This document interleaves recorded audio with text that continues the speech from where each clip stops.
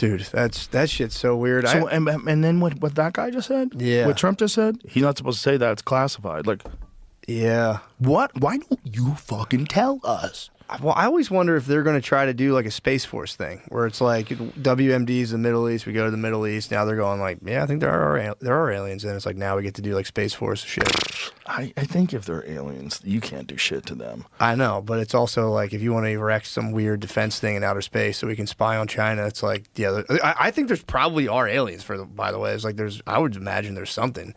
I would imagine there's something. Because the government, whenever they start floating out things, like I assume there's like an agenda. I'm like, all right, what are they doing? 100%. Because they just dropped aliens on us out of nowhere, and everyone was kind of like, okay. Well, it really started around 2017. Yeah. That's when it started to become legitimized, because that was when the New York Times printed this article about it.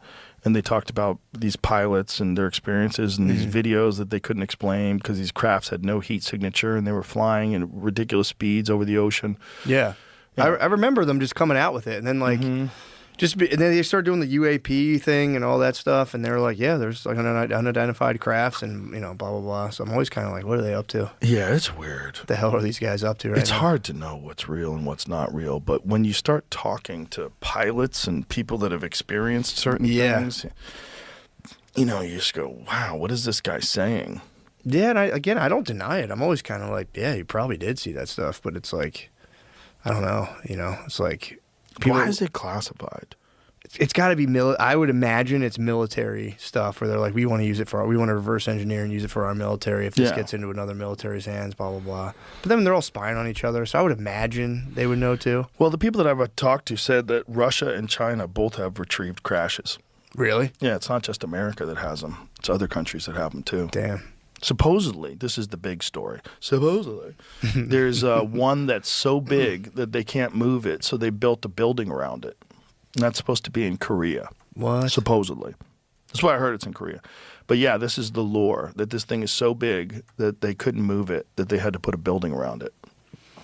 Dude, that's wild. That'll be the thing I always think about. If they come out and say, yeah, there's definitely aliens, like, what do people do? Yeah. This is the building, supposedly? Whoa. A giant building in South Korea is often been cited as a potential UFO storage facility. Can you imagine if they just built it the shape of a UFO? Yeah, it kind of looks like it, honestly. That's so crazy. Dude, do a square building. What's in that fucking building? I don't know. Imagine if that's real. Yeah, what is this? Why are they, why do they think this? Well, I would imagine that place would have to be heavily guarded. Yeah. There's just a gate. Oh. Who's that guy? Eric Burleson insisted on the existence of aliens, but admitted he has no definitive proof. Okay. I was talking that video I showed you the other day who said he was going to go look at these places. He was going to go look in Korea? He mentioned he was going to go look at the underground one. He didn't say where it was. Oh, this is the congressman. Congressman's claimed. Yeah. So scroll down there a little lower. So here it is. U.S. Congressman has claimed the classified facility housing a UFO is hiding in plain sight. Well, that's kind of hiding in plain sight. They literally made a little antenna on the top, just like this sport model. Look at this sport model. It has that antenna on the top.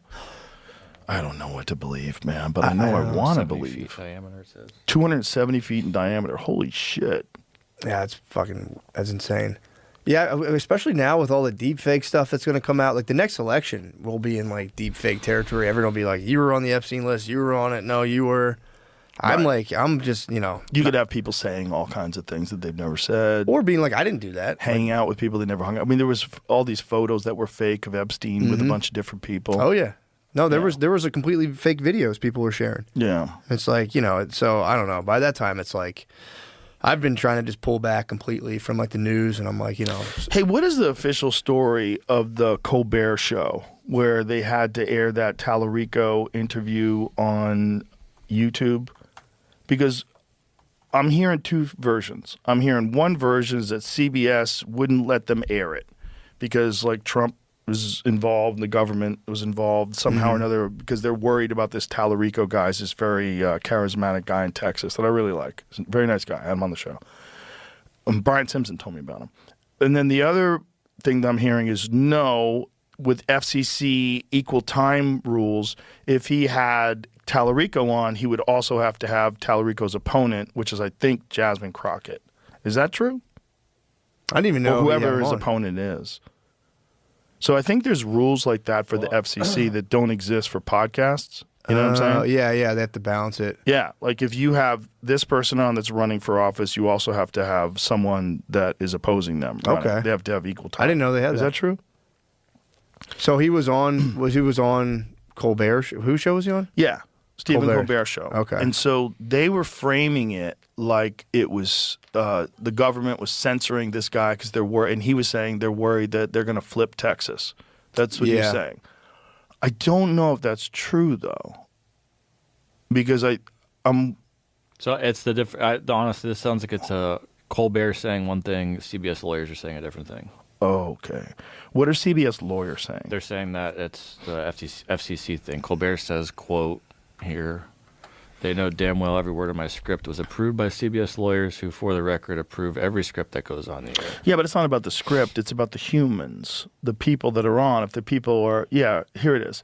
The show provided legal guidance that the broadcast could trigger the FCC equal time rule for 2 other candidates, including Rep. Jasmine Crockett, and presented options for how equal time for other candidates could be fulfilled. So you would have to have equal time. Colbert scoffed at this statement during Tuesday's show. They know damn well every word of my script, but it doesn't have anything to do with the script. Said they don't know damn well that every word of my script last night was approved by CBS lawyers who, for the record, approved every script that goes on the air. Well, that's just diverting because that's not what the subject is. Okay. I got called backstage to get more notes from these lawyers, something that had never, ever happened before. They told us the language they wanted me to use to describe that equal time exception, and I used that language, Colbert said, so I don't know what this is about.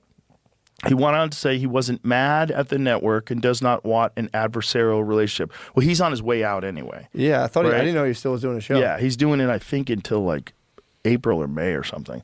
Come on, you're Paramount. No, you're more than that. You're Paramount Plus, he cracked. And for the lawyers to release this statement without even talking to me is really surprising. The host also noted there's been a long, very famous exception to the equal time rule, and that exception included talk shows, interviews with politicians. Oh, interesting. So that makes it interesting. We looked, we couldn't find one example of this rule being enforced for any talk show interview, not only for my entire late-night career, but for anyone's late-night career going back to the 1960s, he said. Colbert said that Carr has not gotten rid of that exception for talk show hosts yet. Maybe CBS was worried that this is a rule and that the government could crack down on them, although no one has ever done that in the past. Yeah, well, so this is a different kind of government, right? Obviously. It's a very adversarial relationship, CBS, or at least the Colbert Show, has already with Trump. Yeah. Well, what are they worried about? Who is Taylor? What party is Tallarico? He's a Democrat. Democrat. And Crockett? What's Crockett? She's a Democrat as well. She's a Democrat too. So what is like, they're running against each other. Exactly. Yeah, okay. Tallarico is the white guy? He's a guy, his story is very interesting. He was a school teacher. Okay. And his story was that he had this kid that was very troubled in his class, but the kid was receiving counseling and was starting to get better. But then budgets got cut, and when budgets got cut, they cut off the counseling, and this kid started fucking off and, acting out and really falling apart, and he wound up getting kicked out of school. Mm-hmm. And it really hurt him because he was like, this kid had like real potential, and he is a teacher, Yeah. And so then he decided to run for office and to try to remedy these problems. Got you.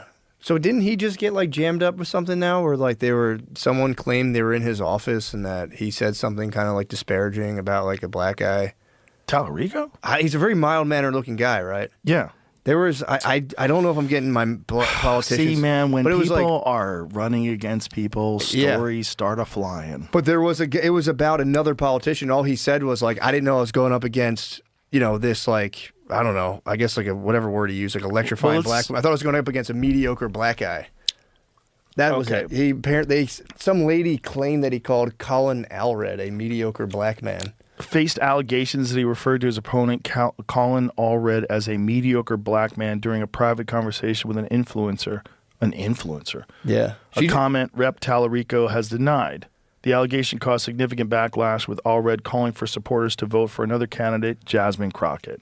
Oh. Yeah, so it's like, Yeah, that's a way to get people to not vote for that guy. yeah, kind of sucks. An influencer said it. An influencer was like, I worked in his campaign, and he was like, if I'd known I was going up against this strong black woman, I wouldn't have known. I thought I was running against a mediocre black man. And then the guy responded being like, nothing about me is mediocre. You know, they kind of had it. Into what the penalty is for the equal time rule, and I don't really see one. Poor Tallarico's having a tough time, Maybe especially if a it sounds fine. like he's a sweet guy who's like trying to help kids out. And there's, you know, His name's such. too close to the guy that killed Epstein. What was his name? I keep fucking him up. I keep Taglione, Tallarico. There was that's I keep confusing them. Like when I say the killer's name, that cop, I keep saying I think his name is Tallarico. No, Tallarico. No, shit. It's gonna catch up to him. He's like, I think this guy killed Epstein actually. Yeah.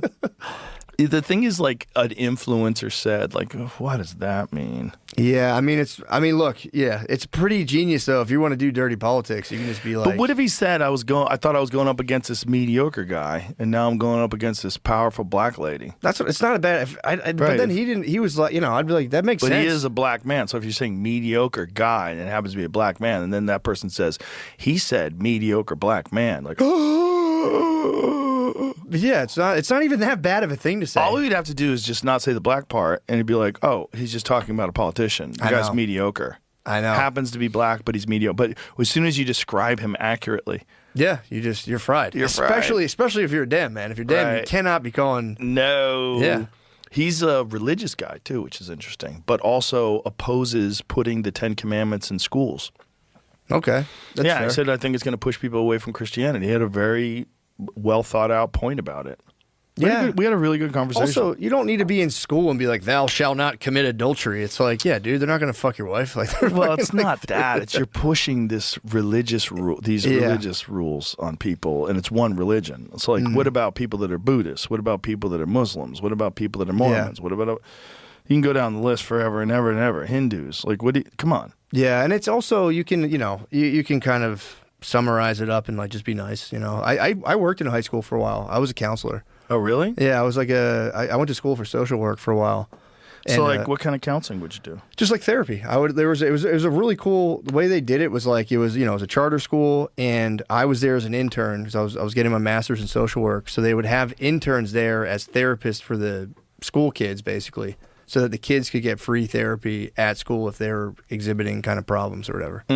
So it was like I worked at it was like an inner city school in Philly, and I would just go there and chill in an office, and they would just like I'd have to get kids from class, and they would just come. We would like talk a couple times a week.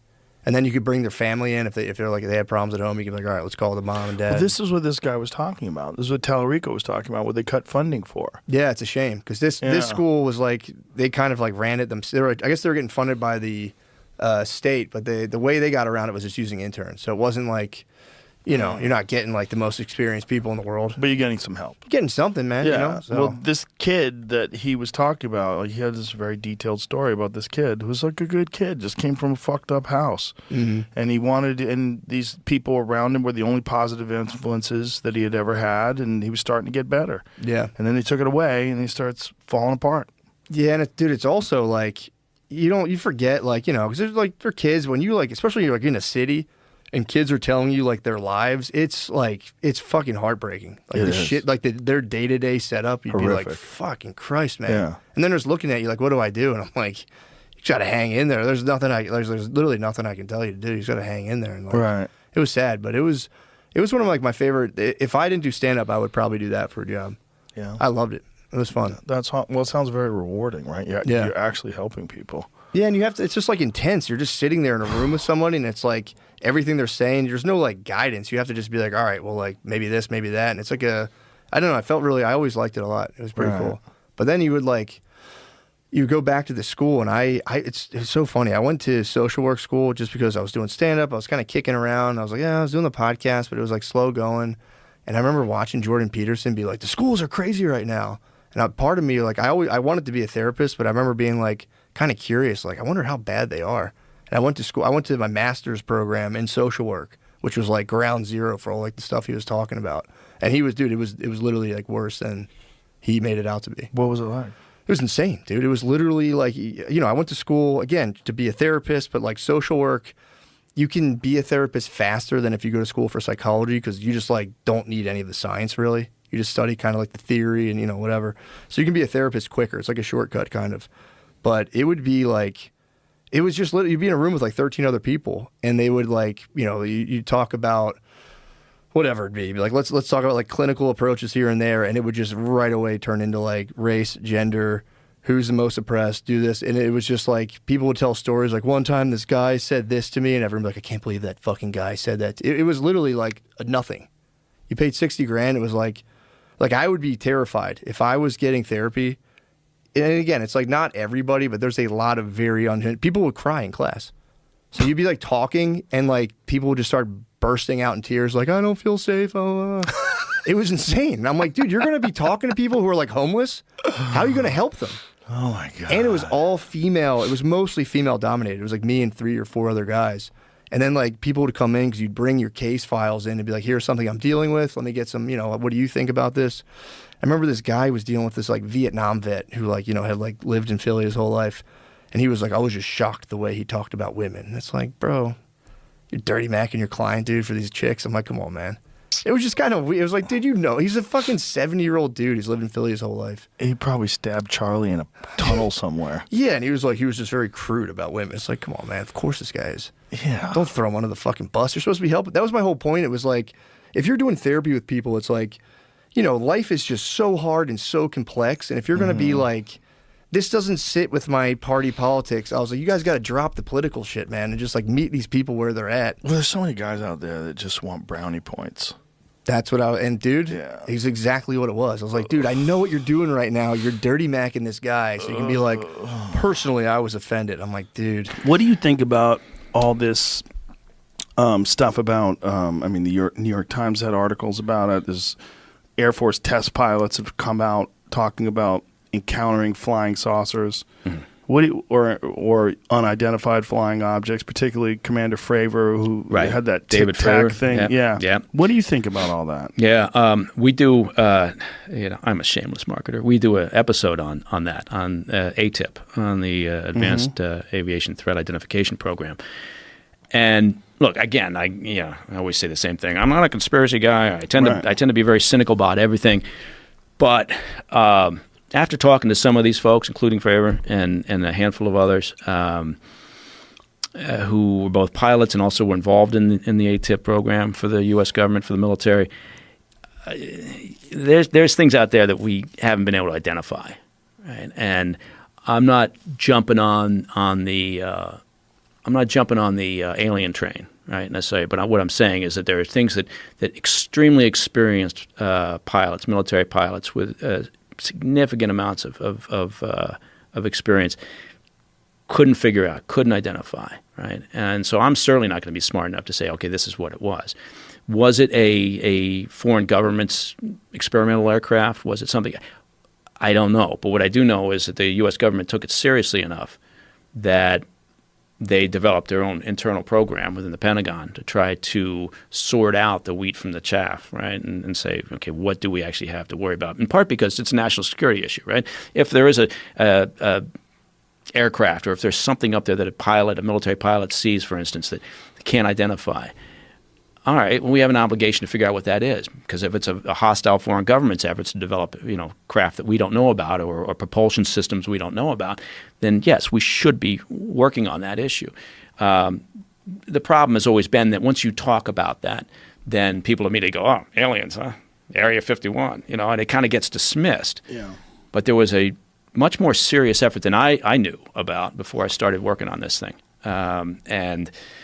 So I don't know. I think I've got an open mind about that. It's like that old thing about how can we really be the only people out here, right? Or life forms out here. I don't know. That seems a little obscure for me to believe. It seems unrealistic. Yeah. So, but when a guy like Fravor, that's the thing. When someone who's that rock solid comes out and tells the story, and he's not deviating from his story. He's not a guy who's trying to make money. He's just, and he doesn't have a history of telling fantastic stories. And he knew what it meant when he was going to come forward and talk about this. And you've got the gun cameras, and you've got the radar operators who also saw the same thing. They saw it, and they said it was actively jamming their radar. Yeah. which they say, what the fuck? And then the way it moved from 60,000 feet down to like 200 feet in like less than a second. Yeah, and no signs of any propulsion system. Yeah. No, there's several things about that leave you scratching your head. Again, I'm not making a case one way or the other. You know, the point of this is to kind of use the money trail as a way to get inside some of these programs, and then to the degree that you can, to the degree that you can talk about things that are declassified. Not necessarily try to make a case. We're not trying to say it is this or it is that, but I think we're presenting a lot of interesting information that, again, with this situation with Fravor as an example, you come away from it and you think, okay, I'm not dismissing anything at this point. Just it would be I think foolish to or anyway. So interesting stuff. But was that ever anything that came up during your career? No. I was pretty much straightforward. Pound the ground through some counterinsurgency operations, counter-narcotics, counter-terrorism operations. We never did any counter-alien things. So right, that was a different operation. That was on a floor we weren't allowed to go onto at the headquarters. Seems like if we had to admit it was real, if it was something that was real, and we were being contacted on a regular basis, or at least a semi-regular basis, that would change the way everybody feels about everything. Yes. Remember when Reagan gave that speech? Mm-hmm. Maybe I think it was the United Nations. He said, imagine how easily we would come together if we were faced with a threat from an alien world. Right. And everybody was like, oh my God, he knows something. Yeah. The aliens. He's about to spill the beans. Yeah, that's what we were hoping. No, all the UFO dorks like myself. Well, but think about it. I mean, think if that did come out, which is what part of the allure, right, is the idea that, the government's been keeping this from us for all these years, and you think about what that would mean, not just obviously, oh my God, really, there's something going on out there, but then sort of that breakdown in trust, not that it's not happening already in terms of the government and its ability to, play square. But, look, Area 51. Area 51 was scouted out for use as an experimental, test site for aircraft. And, made perfect sense. Well, then you get all these experimental aircraft being developed out there and flown, some successfully, some not. And, locals, see this shit, locals being a fairly good-sized region because of the distance on these. And, it's understandable how you start getting some of these stories. But, having said that, I sat down with Fravor, right? We talked about this a lot for this one episode, and I talked to several others. And, again, I come away and I'm not sure what to think, but again, I'm not closing the book on anything at this point. See, the way I looked at it is if these were unique expeditions from another planet, or whatever it is that comes here, some alien spacecraft, all they'd have to do is come here once or twice. Get fed up. Well, not even that, but I used to have a bit about it, how Earth is the Tijuana of outer space. They only come down here when they're fucked up and they want to see a show. That's why they don't stay. They just come down and they go, what the fuck? Like, no one's doing any science expeditions to Tijuana. I'm not going back there. No way. Not unless I'm drunk again. Yeah. Well, I was just thinking that if they were going to come down here and examine us, I mean, they could just do it a couple of times and people have these stories and everybody else dismisses it like, where are they? Where are they? I don't see any aliens. Yeah. Because you really wouldn't. And you probably don't. If they're capable of moving at the speed that Fravor described, where it was just impossible to track with the human eye. They're not going to view us as a threat. No. Yeah. They're not going to. They think we're a threat. I think they're just, I don't know. They're not going to look at us and say, we want to steal their technology. It's the most fascinating thing to me. Out of all the weird what ifs and who could do this and how could that be true, the alien one is the most fascinating. Because if that was real, and if we somehow or another one day get some undeniable proof, like the Fravor film, the film footage, the gunner footage, the radar footage, that's pretty goddamn compelling. But man, if there was something like off the charts, please tell people your credentials, what your background is. Sure. So, my name is Ryan Graves. I have an engineering degree, mechanical and aerospace engineering. I promptly left doing that to go fly F-18s for the Navy as soon as I graduated college. Did that for about a decade, both operationally in combat as well as in an instructor role, teaching the new students. And, we did witness something while we were flying in our jets, but We were doing it we witnessed it in the context of our just everyday flying and our missions. And what year was it that you witnessed this? So we started seeing these in 2014 was the earliest that I know. 2013, late 2013, early 2014. And could you describe what was the very first experience? Yeah, so for me personally, the experience was simply just flying out to the area like I would any other day. And instead of seeing an empty airspace with just my wing person or another squadron doing something in a different block, there were all of a sudden a lot of different radar contacts, which is immediately a problem because, we could be hitting one of those or someone working in our area. And this was happening because we upgraded our radar the best we could tell. We were in a earlier radar called the APG-73, and we had come back from deployment. We entered a maintenance phase, it's called. We kind of do a little bit less flying, upgrade the jets if we need to, do any long-lasting maintenance, and we upgraded to the APG-79, which was a much better radar. And what is the difference in the capabilities of the upgraded radar system versus the original system? Mm-hmm. So, kind of practically speaking, it's like going from an analog TV essentially to like an OLED. It's, a digital modern tool compared to more of like an analog classical radar that has more limited range and has less ability to track multiple targets and things of that nature. So just generally speaking, we would expect to see, more objects if there were any out there or smaller objects, but there shouldn't have been any objects out there. And so how far offshore are you when this is all going down? Our working areas start about 10 miles off the coast, and then it goes out 100 or 250 miles or so, though we don't usually use those far eastern areas. But we would only see them over the water. So they would really only be in our working areas, maybe slightly in between the working area and land, but never over the land. Sometimes over the bays that are in the area that are quite large. But never just kind of zooming west over land or anything like that. And is this restricted airspace? It's not. So that's a tricky question. For us operating in a military operating area, it is not restricted in the sense that you have to be there's only one person allowed in there.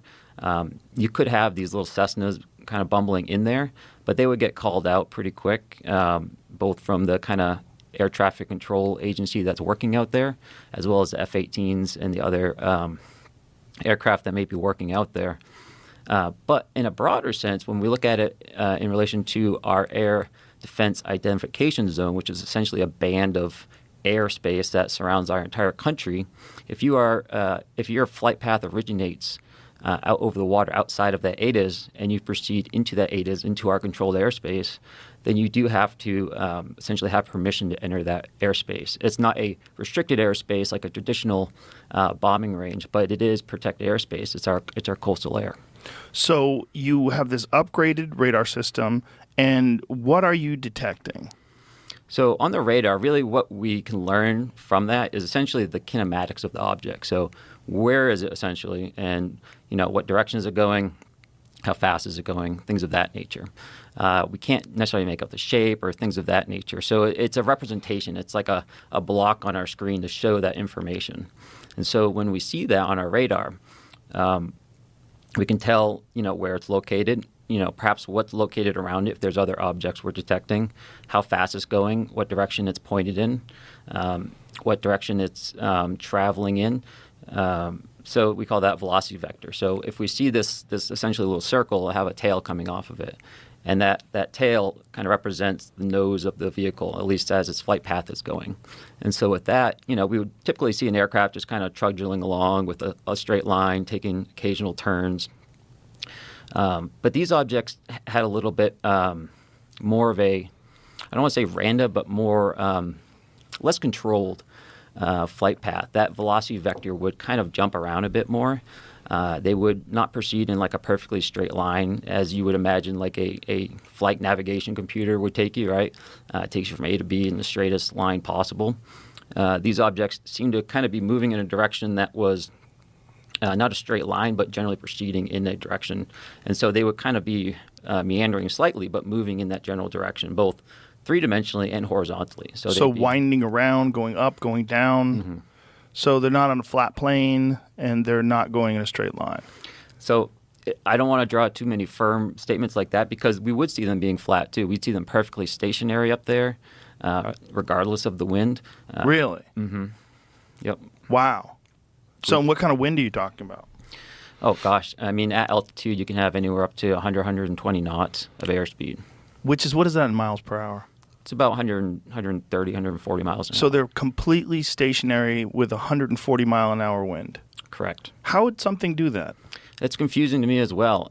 Even if we had something that could just burn that much energy, right? Like if you had a sphere surrounded by little rockets, right? Just imagining something right now. Okay. And if you wanted to keep that perfectly stationary, right, against gravity, you could just fire all the rockets at the bottom really fast and hopefully keep it flat, right? Right. It's going to have tiny little variations. And then if you have wind hitting it and all this, you could potentially have those rockets try to counter it, but it would never be perfectly still in winds like that. Because the wind's not perfectly still either, right? Exactly. It changes and varies. It does. So it's almost like it's the wind. It's not even really fighting the wind, it seems. You know, it just seems like it's just there in a way. Wow. So the first time you see these things, what are your thoughts? Yeah, the first time really was, well, you know, what is this, right? It's not a UFO or something mysterious at this point. It's at what we're thinking at this point we see on the radar is just, well, our radar is broken, right? These perhaps don't represent physical objects yet because we hadn't, you know, visually seen these or seen them on our camera yet. And so, you know, we kind of like, hey, what's going on here? You know, is anyone else seeing this kind of thing? But not really like investigating it, right? It's just kind of like, all right, there's stuff out there, but maybe next time we'll take a look. But the way our systems work, when we have all these contacts on our radar, and if we kind of just select one out with our little cursor there, all our sensors go to it. Our FLIR goes to it, which is our camera system. All our weapons, they have like their own little eyes in some sense, and they all look in that direction. And so eventually, you know, someone had one of these selected and flew close enough so that as they look at their FLIR system, their camera, they could see something that was at the spot represented on the radar, right? So there was something there. So they were seeing it visually with their own eyes? Not at this point, just on the FLIR system. The FLIR system. And so it's a regular camera and also an infrared camera. And so typically we'll roll around in infrared just because it returns a better image typically. So yeah, you know, it didn't look like an object they were seeing on the FLIR. It just looked like a source of IR energy in a sense, almost as if someone was shining a flashlight. But something had to be there to be reflecting that energy or creating it. So at this point, to answer your question, now we're like, okay, this isn't just an error in our radar. This is perhaps, you know, we're thinking this is real. We have to really respect this as like a safety hazard now. Even if it's just a small, you know, however small ribbon of tinfoil, right? Like that suck down the engine can still take out an aircraft, right? So we have to be very respectful of that. Like a Mylar balloon type thing? Potentially, right? Yeah. But how fast are these things going? So sometimes stationary, right? Sometimes they would be going around 0.6 to 0.8 Mach, which is at altitude about, you know, 240 to maybe 330 knots, you know, around there. So somewhere in the range of an airplane. Yeah, a fighter aircraft would be kind of flying around at those airspeeds, except sometimes they would be perfectly stationary as well. Right. So it's not exhibiting any sort of patterns that you've recognized in the past. No, they have actually. So although but with the stationary, no, right? Correct. With the stationary, no. With the meandering kind of flight path, no. But I would also see them essentially fly what we call a racetrack pattern. And essentially what that means is they fly in a straight path, and then they do like a 180-degree turn in a certain direction. Then they fly a straight path, then turn again. You know, so that's what we call a racetrack pattern as opposed to a circular holding pattern. We did witness racetrack patterns.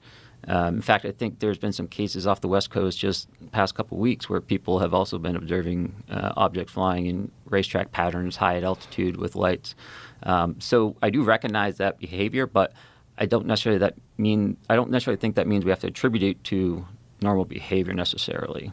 That type of flight path is important because it's a very efficient way to fly, right? If you have to maintain the position in a certain area, you want to minimize how much you're turning. Because anytime you're turning in an aircraft, you're using more energy than if you were just flying straight and level. And so by having a racetrack pattern, it's an efficient way of holding in a position by maximizing straight and level time. and minimizing your turn time. And how long would these things stay up there for? So from my experience, from our experience, and again, we weren't studying these, but they were always out there. You know, they were Always. out there when we took off, we'd see them, and then we go to land, they would still be out there. Like every day? Every day. Every day? Every day. So you guys go from not having any idea that these things are out there to an upgraded radar system to seeing them every day. Yep. What is the thought? Like, how are you feeling when these, like, is there an evolution of the thought pattern of how you're addressing these things and thinking about them? Initially, you're thinking they're errors. When do you start getting a thought that, like, what the fuck is this thing? Yeah. So that happened when we visually saw one. And the first time we visually saw one, the object was directly at what we call the entry point of the area. So, you know, that box that I told you about in the sky that starts 10 miles off the coast, there's a particular GPS, you know, location and altitude where incoming traffic will fly in and outbound traffic will fly in the exact same spot, but will fly out 1,000 feet lower. There were 2 aircraft from my squadron, VFA 11, and they flew, took off as a flight of 2. That means they're essentially flying in a formation like this. And as they hit the area, one of these objects went right between the aircraft. The lead air crew saw the object. The Dash 2 aircraft crew did not, which is not surprising because they're usually, you know, you're very focused on flying formation. You're just staring right at that aircraft. The lead really has actual leeway to look around. So he saw it, and, you know, he immediately came back. I have to assume he didn't have it on his radar because he wouldn't have flown through this object at the entrance point. He turned around, flew back, landed, and I was in the ready room when he come back, and, you know, he had all his gear on, which typically is not a good thing because you want to get that stuff off as fast as possible. So usually means, you know, there's a problem of some nature. And, you know, he was just sitting there saying, hey, you know, I almost hit one of those damn things. And we all knew what he was referring to, even though we didn't necessarily have a name for it, just because we were seeing these so much. And he described it. You know, he described it just as a black or dark gray cube, and that cube was inside of a clear or translucent sphere. And essentially, the apex or the corners of that cube, best he could tell, were touching that inside of that sphere. And that description mirrors many of the descriptions that people have had of these, whatever you want to call them. Whether they're calling them UAPs now for some strange reason. UFOs is I don't know, does it have a dirty connotation to it? And is it tainted because of so many crazy people talk about UFOs? Is that what it is? It does come with a lot of assumptions baked in. It baked in. So that's something, but whatever it is, that is a design that people have reported seeing before.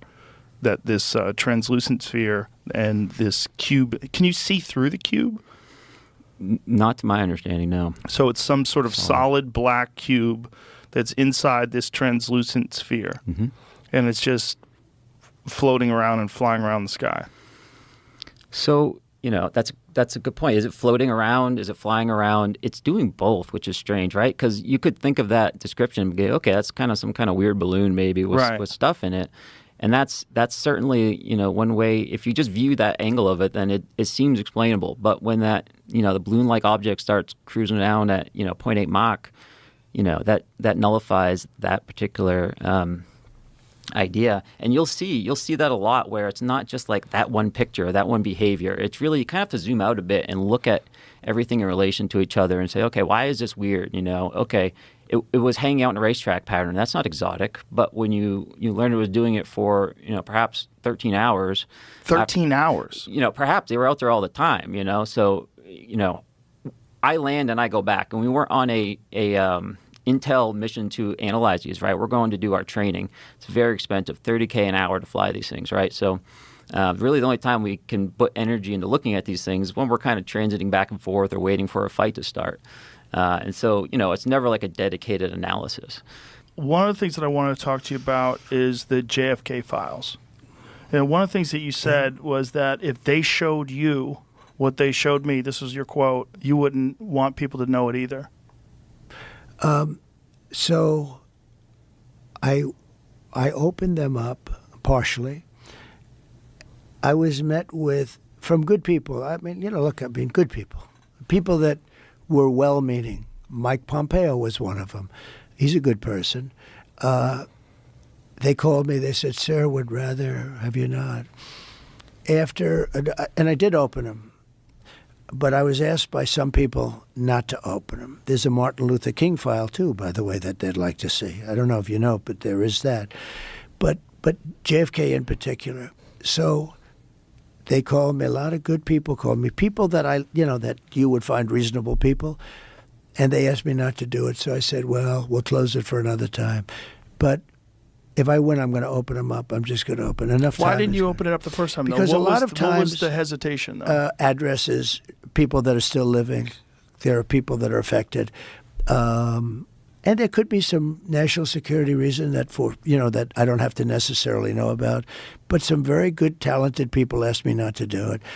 I opened it up, and then they said, would it be possible for us to do that a different day? How much of it did you read into? I think it's going to be just fine to open it. Let me put it that way. I think it's fine. It's going to be time. It's a cleansing. It's really a cleansing. So I'm going to do it. I'm going to do it immediately, almost immediately upon entering office. Well, the thing, when people look at it from the outside and you sort of imagine what could be a reason why they would not release those files, it would be there's people that were implicated in the assassination. Yeah. Well, when there are living people, you generally tend not to want to do it. When people are still living. Living people that formerly work for the government. For the government, and living people that were somehow involved in it, and you tend not to do that. But it's time to open them. I can't tell you whether or not they're going to find anything of interest.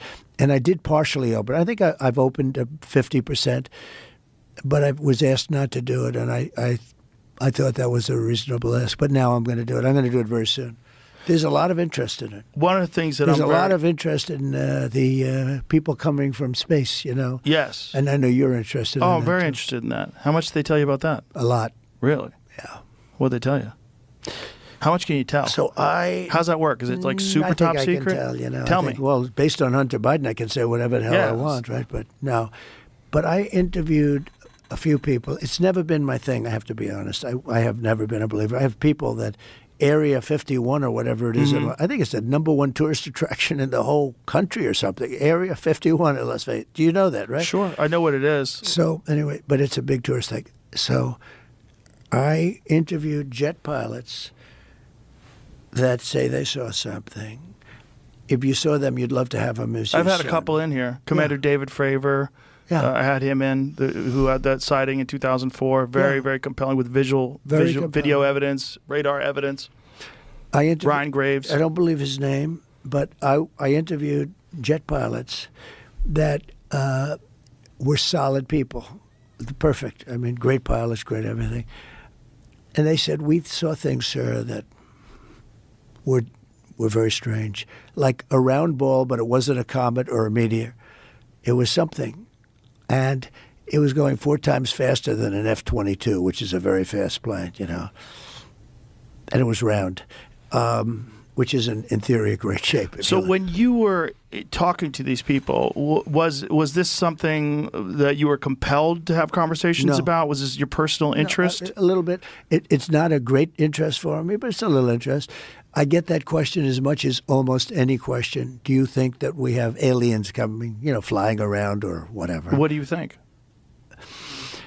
There's no reason not to. I mean, there's no reason not to think that Mars and all these planets don't have life, because Mars, we've had probes there and rovers, and I don't think there's any life there. Well, maybe it's life that we don't know, but maybe there was life there at one point in time. This is a speculation about Mars, that Mars had an atmosphere at one point in time, a long time ago, that could support life. It also had large bodies of water, but we've had no evidence of even bacterial life that exists on Mars. But the universe is pretty vast. It's not been a big thing for me. I mean, when I looked at what China did to this, they would have never done it with me, where they put the balloon up, and a lot of people thought for a little while that was one of these things. So, well, that's a lot of the speculation too, that some of these drones that hover over battleships, that these are Chinese drones, and that they're not UFOs. They could be also. There's some super sophisticated. But I did interview, let's say 3 or 4 guys and without tremendous interest, if you had them as I said, you'd love to have them as your children. Solid,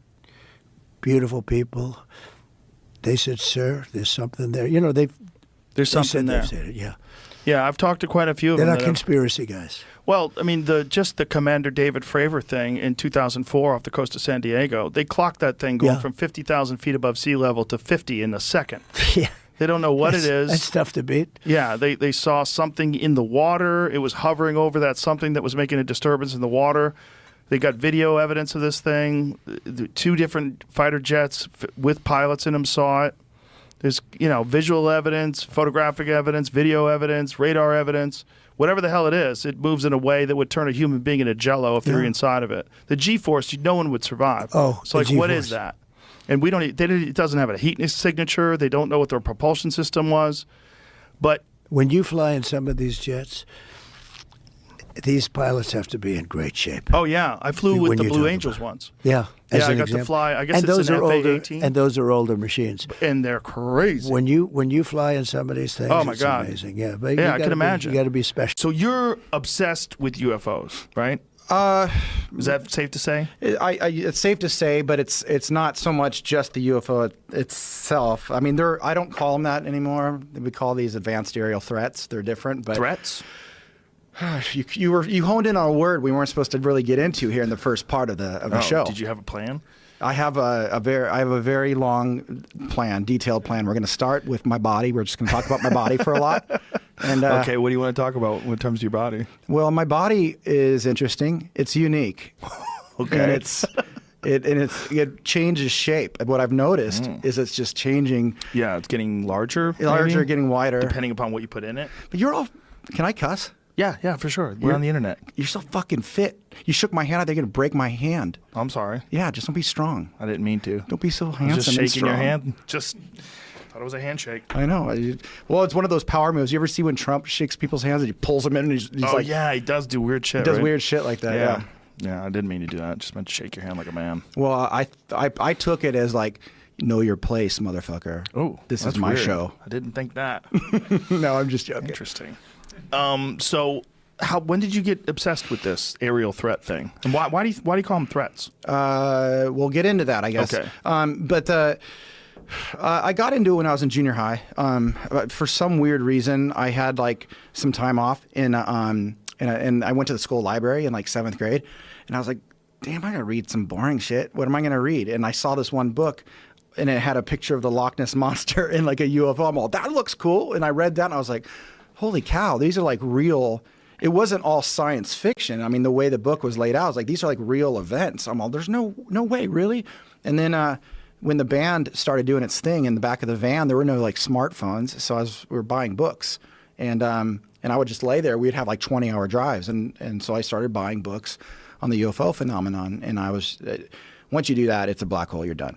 Yeah, it's definitely a rabbit hole. You get sucked into it. At my house, I have a framed poster that's the cover of the Roswell Daily News. Yeah, That shows the day after the Roswell crash, where it says that the Air Force came and recovered the wreckage, and the whole deal. I've been obsessed with this shit since I was a little kid. Yeah, I think that's by design. I think that this generation was meant to have this stuff come out. But I can't prove that. That's just my feeling. What makes you feel that? Like, Because of exactly what you said. There's a lot of people. I don't believe that some of the events happened on accident. I think that there's been a lot of events that are on purpose. Some have been for show. Some have been for. There's a variety of reasons, but I think a lot of it is a control system that's really pushing humanity in a very specific direction. And so like they've got a time frame where they've had these events take place. Is that what you think? yeah, and they also time travel, which is different than what people think in like a movie where they sit in a machine and all of a sudden you're in the 1930s and you got to go save humanity. When you use the technology, there's a time difference between what they're doing inside of an artificially created bubble of gravity of sorts, and then what's on the outside. So if you're on the inside of one of those machines, everything would be skewed more black and white. There would be like a red shift, and everybody would look frozen. So you literally could fly around and grab a Coke out of someone's hand and put it in someone else's hand. It's really, Where are you getting this from? well, take a wild guess. Look at the people I'm surrounded by, you know. So the people you're surrounded by are telling you this? Is that what it is? Well, I don't want to get into that, but the people I'm surrounded with and myself, you know, are very close to this stuff. But the physics, you know, the physicist that's a co-founder of my company, To the Star, he's a Nobel nominee. He wrote the book on plasma physics. What's his name? Hal Puthoff, Dr. Hal Puthoff. And he created remote viewing. Do you know what remote viewing is? Yeah. He's the creator of the CIA psychic spy program, but he also has done like really exotic, advanced forefront propulsion work for the past decades and decades. Actually, I mean, he's deep into the like quantum this and that. So he's the one that actually told me about the redshift. Yeah. And so they have experienced this physically, or is this just theoretical, or they know that it exists? Like The technology? yes. I believe that the technology not only exists, we've figured out how to play with it, but I'm not going to really get into that here. What that is what we're doing at my company, though. That is the announcement. So Steve Justice was head of advanced programs at the Skunk Works, and the Skunk Works are who built, you know, the famous secret bases you hear about. Skunk Works did, you know, the U-2 spy plane, the SR-71 Blackbird, the F-117 stealth fighter, and It's all Groom Lake out there, all right? that kind of stuff. And he literally was in charge of all the advanced programs. So, you know, you got the boss and you got him. And he came, he just finished his career over there within the past 2 months, I think it is. And he was on stage with me when we came out and said, we're going to be building one of these things. So when you say that all this technology exists, have they explained this to you, or have you seen it physically? Oh, I haven't seen anything physically like that. I wouldn't be allowed to go anywhere if that does or doesn't exist. So they've just explained to you that this exists, and that this is in the hands of the U.S. government. I think no. I don't want to get into that kind of stuff, but if you don't mind. Well, why is it that you want to not get into certain things? Well, I don't want to you know, I represent more than myself these days. Right. So I definitely have to watch what I say. Well, who do you represent when you say you represent more than yourself? The team that I'm with. So when you look at the people that are a part of my company, it's Undersecretary of Defense and Senior Intelligence Service.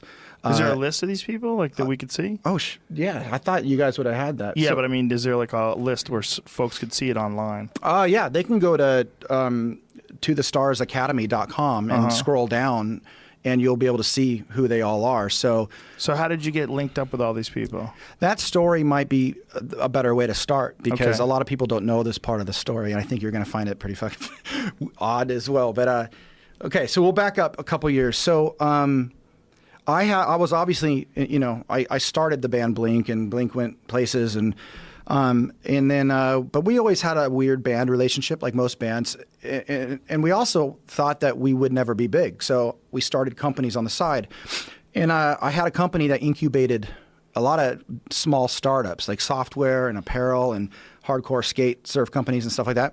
Well, I learned a lot from that, and I pulled out an entertainment startup called To the Stars. And I knew I was going to be doing kind of like science fiction franchised stories, just like Disney, but science fiction for adults. And what that means is, you know, I make a story, I title it, I brand it, and I put out the book, and I put out the merchandise, and I go make a movie, you know, and it's a vertically integrated kind of model. Well, one of the stories I knew I wanted to put out was Secret Machines, which was kind of a historical fiction, but based on real events about the UFO phenomenon. But I also knew that I knew shit that most people don't know, because I've studied it for so long, and I happen to put some pieces together that most people don't put together. So before I came out with that book, and before I came out with the plan to take that, make major motion pictures and all that kind of stuff, I knew I needed to ask permission. So I flew around to places. I can't say who they were, but they listened to my pitch, and then I got a email out of nowhere that says meet us next to the Pentagon at this day and time, and I did that. And from You that got an point, email from just a can't- random person? No. I just can't tell you who it's from. Okay. And so then I go out. Meet you next to the Pentagon? She just Yeah. flew to the Pentagon? I flew out to Pentagon City. Yeah. It's dude, this Were you gets. freaking out? I'll tell you when I started freaking out. There's more shit. It gets way worse. This is nothing. So that started me out near DC taking some other high level meetings, and there was somebody at a very high level that closed the door, looked me in the eye, and says, "Okay, I'm going to introduce you to somebody."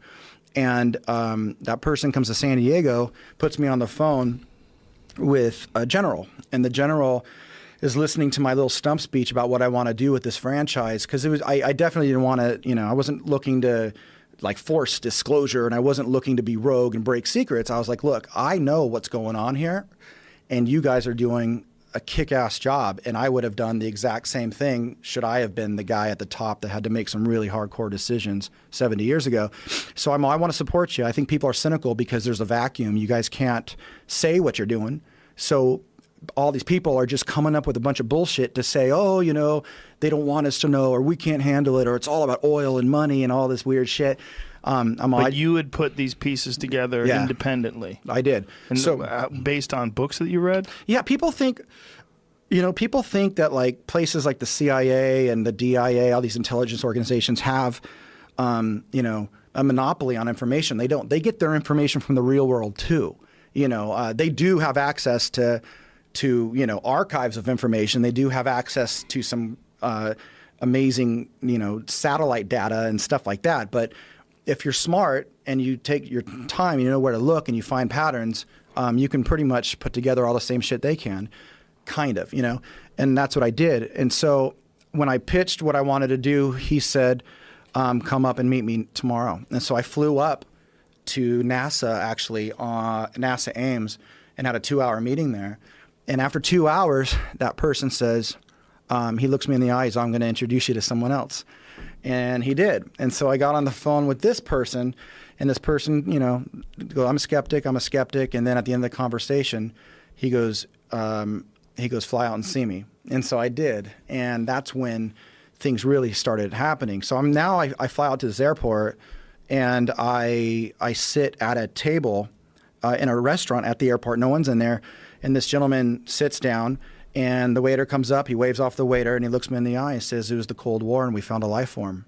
And that's when I started shitting my pants, because I know a lot about this stuff, but you always wait to talk to somebody that is one of the inside people. You always want to have... So he sits down at a restaurant with you at the airport and tells you that they found a life form. Yes. And during the Cold War? During the Cold War. And everything that they did and every decision they made at the time was because of the consciousness of the Cold War. And why has this guy decided to meet with you at an airport? Because the only way you meet with these people, the only way you ever would have anyone talk to you is if you can provide a service that they need. Mm-hmm. And my service was pretty interesting to them, because I said, look, you guys... you struggle with saying disclosure. You want to tell everybody everything, which I don't think everyone should know everything. And then you say they can't handle it, so don't tell them anything. And I'm like, there's a middle road there, and here's the way I would do the middle road, and it resonated with them. And so we had a pretty epic conversation for like 2 hours. Why you? Like, why? What is it about what your message was? Because what your idea was that made them want to tell you some top secret shit that they've tried to keep away from the American people. I mean, you take a guy who's like a big celebrity who's in a huge rock band like you, and you just say, hey, meet me in an airport. I'm going to tell you about a life form that we found during the Cold War, because you're famous, or because you know things? No, because I have a service. So it's not. It sounds easy when you play it like that, but service. A service. Like, what can you do for them that they need help with? And what could you do? Communication. They don't have a way to make a movie, a book. They don't know how. Don't have a way to make documentaries. They don't have a way to go on a big show like this and communicate with young people. They don't do that, and nor should they. They look at. You got to look at what they're doing. So they look to you for a spokesperson role? I wouldn't say spokesperson role. Communication role? A communication role. It makes more sense. So they would give some information to you, and you would get it out to people. And now, why wouldn't they do it themselves? Because they wouldn't have the same platform? They don't have access to the same platform that you would have? And the other reason is people have tried to do movies and stuff like this, but none of them know I was fortunate enough to know the core story, and most people How did don't. you? So explain that then, if you don't mind going back. Like Sure. when you said that you were able to put things together that other people weren't. What are those things? Essentially, it's the book Secret Machines, where you have a lot of private finance, you have some world bankers, and you have a lot of people internationally working together to figure out a plan of how to push back against something that's been coming here for a very long time, but using off the books finances and using mechanisms that we're not totally aware exist. And what people have to realize is, the UFO phenomenon isn't a phenomenon. There's the universe is fucking gigantic, and there's life everywhere, every fucking where, and there's a lot of life that's way more advanced than we are. And just like Voyager left our solar system, a little dinky satellite from the 70s, and just like my company is going to be building, this electromagnetic craft that really can do the same thing to time that I've been telling you about. Other civilizations have that too, which means you can traverse those distances of space. And what you have to think about is what happened when we first discovered that, and what did we do about it? And there's no, you got to look at 47 in a very peculiar way. 90 days after the Roswell event, CIA was created, the Air Force was separated from the Army, the National Security Act was created, and all those things are mechanisms to start learning more and to start getting private industry off the ground. So that had nothing to do with World War II. You think it had to do with aliens? Oh, I absolutely think it. Well, both, because what I believe crashed at Roswell was, I believe it was German from Argentina, but it had hallmarks and technology based on alien technology. So we put out a story saying it's alien, and then we put out a story saying it's a weather balloon. But the real thing it was, we didn't want anyone to guess, and that's why we put those two things out there. And that's kind of how they do it. I think they did that with the moon. It's like, we went to the moon, and then they put out this meme kind of thing, like we didn't go to the moon, but they didn't want people really going, well, what's on the moon? That so these things are managed until they can figure it out, because you got a bunch of normal dudes in suits sitting at a big table like this, and it's their fucking responsibility to figure this thing out. And this shit is monumentally big. But back to how have they managed this then? If these regular dudes without access to communication like you have, how have they managed to disseminate this information and sort of confuse everybody? I think, I can tell, I don't know how they did it. I do know that they infiltrated UFO groups. That was the very first thing they did in the 50s. Sort of like how FBI agents and undercover cops infiltrated Occupy Wall Street and pretended to be radical hippies and started fights. Yep, they did that. They get access to what the civilians are learning, how information transfers from one group to another, and then they start deflecting all their knowledge and putting in leaks and this and that, and getting them off the main track, not because of a disdain for citizens and not because of any other reason than picture ISIS. We don't know what ISIS is. They got a nuclear bomb, and we caught a guy trying to sneak in this bomb. Right. Are they going to stop and come sit on your couch and tell you all about it? No. And if you're like on the radio and there's all these people going, oh my God, we're going to die, a bomb, a bomb, a bomb. They'll hold up a second. You're not going to fucking die, but we need to learn more about this, and we got to figure it out before we sit down and talk to you about it. When I was stationed at Portland Air National Guard, my job there was an airfield manager, so I would interface and work a lot with the F-15 pilots at the unit. And so there had been an airspace incursion that had taken place when I was still at the time at the Guard.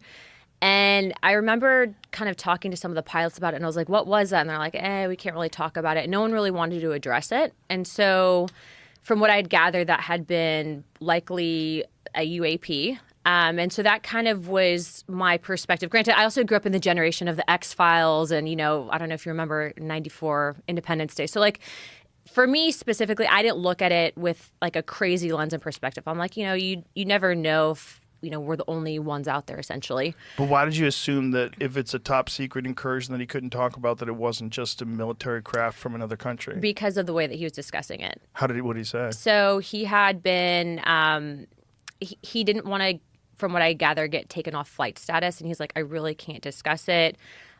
We couldn't really like identify it essentially, and it had outperformed them.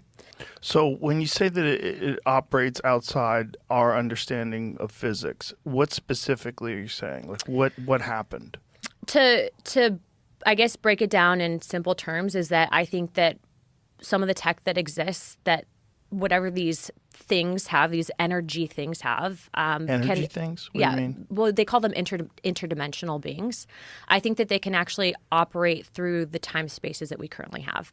And that's not something that I came up with on my own. That's based on stuff that we've seen. That's based on information that we've been told. And then also, too, I think that there's this historical aspect of, this gets into the deeper theories and concepts of religion and I think the history that we currently know and that kind of spins off into another topic of, you have the modern day Bible, you have this aspect of Bibles or books of the Bible that have been removed that explain and kind of touch on these topics.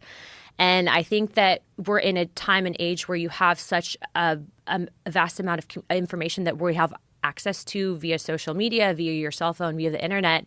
And so it's really changing the way that we understand, the origins of life and the spiritual reality that we know.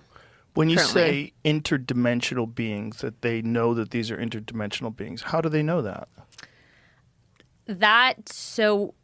Based on testimony would be based on witnesses that have come forward. But what I can tell you So the is witnesses just were told that they were No, interdimensional? that they've seen things. And what I can tell you without getting into classified conversations is that there have been incidences that I believe where very credible people have reported that there have been movement outside of time and space. That's very vague. Yeah. So, look. Unfortunately. Yeah. Look. Have I seen a portal open? No. Have I seen a spaceship? Personally, no. Have I seen evidence of this? Yes. Have I seen photo documentation of aircraft that I believe were not made by mankind? Yes. Is there historical significance to this? Yes. Is there multiple events that go back to, I would argue, maybe even before the time of Christ that have documented this in text? Yes. So do I believe that the government has access to certain technology? Yes, to an extent. And I believe that certain contractors potentially have back engineered this tech. I think that that's what can explain the advancements that we're seeing. But I also believe that this is a dangerous level of hidden information from the American people, because if you have an aspect of the federal government, which I can tell you, I, with two other members of Congress, were denied access to information at Eglin Air Force Base pertaining to whistleblowers because of the fact, and we can get into that story and what happened at Eglin in a second, but we were denied access and told that we don't have security clearance or the read-in authority on a special access program. That's a problem, because I'm supposed to represent and be an investigative body, and you have then people who are unelected that are operating basically in secrecy, and that's a problem. That's a big problem. And so how do these people have the authority to do that? I think it's been decades of classified secret information, then also this aspect of the intelligence community that's been empowered.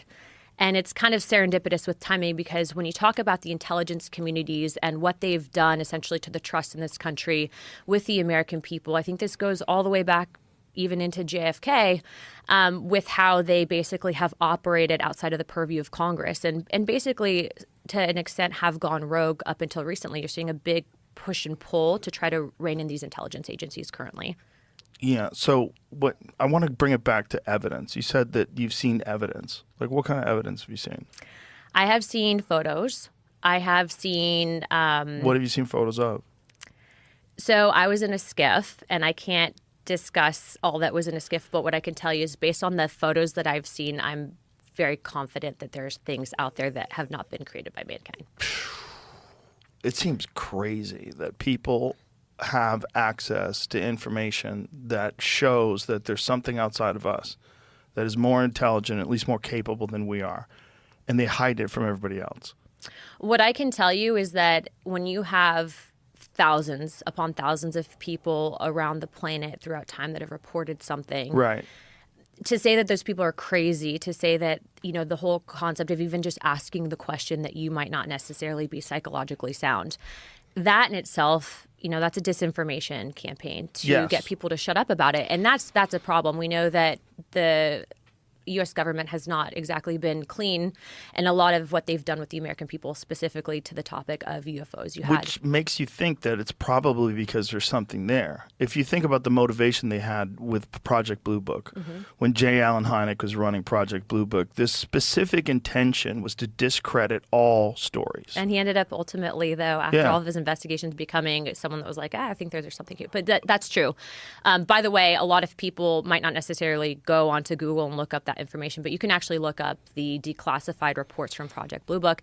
What's also interesting, though, is when we're talking about tech, right, the ability for this tech, being that it exists, to change dependence for entire governments on things like fossil fuel, et cetera. It's look, I think everyone has a moral obligation to do what they think is right, okay? And so if you're in a position of power and you see something wrong and you're not addressing it, I think, this in itself, getting the truth out there for people to decide for themselves. I'm not telling you what to believe. I'm just telling you in our investigations and what we are pushing for in regards to transparency. I would like to see the federal government roll out some of the stuff that we've been given access to, because I think that information belongs in the hands of the American people.